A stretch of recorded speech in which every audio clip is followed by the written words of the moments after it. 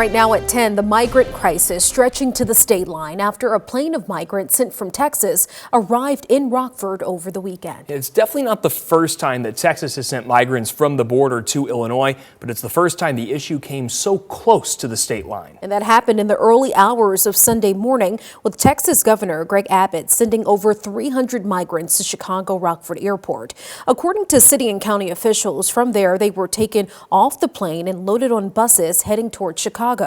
As of tonight, we're unaware if any more migrants will be coming to the state line by plane or bus. But 13 WREX has spoken with leaders on the county level about the issue and say there needs to be a plan in place to make sure migrants have the resources to deal with the Illinois weather. That plane landing has put a lot of cities nearby on high alert, making sure they're ready in case a bus of migrants comes to them. DeKalb in particular wants to make sure there is a plan in place. Now, our Samantha Soto is live for us in DeKalb tonight, where that special meeting is set to take place tomorrow. Now, Sam, you've been talking to city leaders tonight. What can you tell us?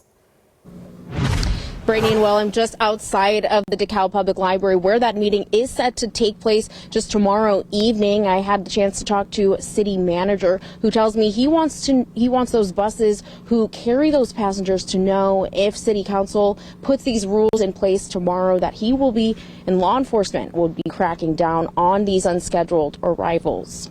Our police are up all night and we have patrol through the town. It takes a while to unload, say 60 passengers or more. In that period of time, almost certainly we will see that the bus is there, question the driver what their intentions are, and then we'll know whether they've applied or not, and we'll proceed accordingly.